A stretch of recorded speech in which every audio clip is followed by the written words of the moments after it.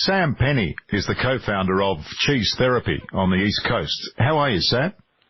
I'm very well. How are you, Liam? I'm good. Sam, cheese is definitely included in the forbidden list from July the 1st. We've got cheese and meats, seafood, dairy, eggs, frozen meals, fresh meal kits, small goods, fruit and vegetables. It's going to affect a lot of customers, isn't it? Oh, it certainly is, and it's a pretty disgraceful way that Australia Post has brought this in. We only became aware of it 2 days ago when Cheese Therapy featured in some media articles. I think because of our profile, we've been put up as the pin-up boys of this attack from Australia Post. And in essence, this is really going to affect thousands of small mum and dad artisan producers right around the country. This is a direct attack on their small businesses and their livelihood. But also, there's hundreds of thousands of people spread right across this country who, look forward to getting their little parcel of goodies, whether it's cheese or chocolate from Margaret River chocolate that Martin produces, each month through Australia Post. Australia Post is vital for small business right across this country, and I really see that this is a very ill thought out decision on Australia Post's part. Well, Sam, I'm struggling in a lot of these places, and I'm talking geographically here, where these places are producing some of this, artisanal stuff. I mean, how are they going to find another service provider? How are they going to find another business to deliver? I guess if you're a canny businessman, you'd think, wow, it's a great opportunity, but it takes a while to set up a distribution so vast, doesn't it? Len, that's exactly it. This is an attack on rural and regional Australia. The majority of artisan producers, like you said, are in these regional areas. Australia Post is owned by the Australian public. It's us that own Australia Post. And the only service that is capable of going into these rural and regional areas is Australia Post, because it's too expensive for any other courier system to go into these areas, which is why they don't. And so, being able to, if Australia Post does stop this, it's really hitting very hard these regional areas. Regional towns have been through so much. They've hit drought.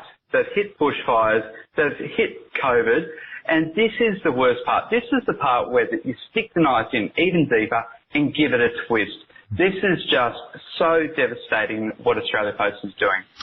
Yeah, there's so many associated businesses too, if I can put it that way, Sam. If you look at all the online offers that have been flung about over the past 12 months. You get a lot of other businesses that sell something else that's not perishable, but they chuck in, for example, a gourmet hamper or something. They add that as an extra, as an incentive to buy, and it's all that sort of stuff we're talking about. So they'll be disadvantaged as well. It really has a knock-on effect.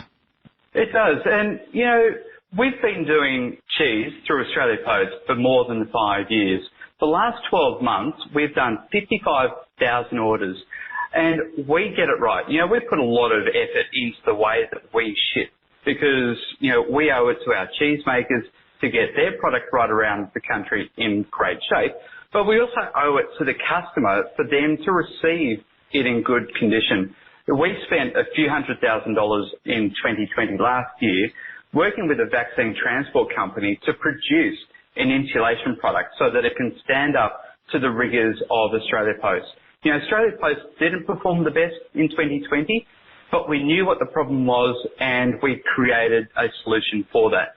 Now, rather than, if Australia Post does have a problem, they are not coming to us or any other, interested party in the marketplace asking for a solution. How can we fix this? Cheese Therapy, we certainly know that we have solution to fix this ban on perishable goods, and we need to stop this ban. Yeah, well, you've had 55,000 orders in 12 months. I mean, that's fantastic business. I just don't understand why Australia Post would want to throw that business away. Oh, look, Liam, who knows?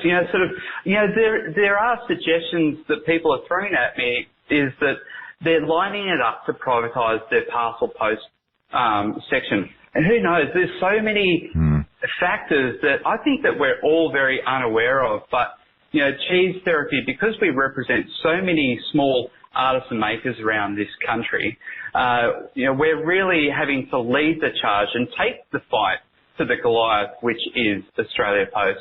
So we know that we do have the voice of so many artisan makers, but also the support of thousands and thousands of Australians right around the country. Yeah, well, it's a good voice, strong voice. One of many, but keep it up, Sam. Thanks for talking to us today.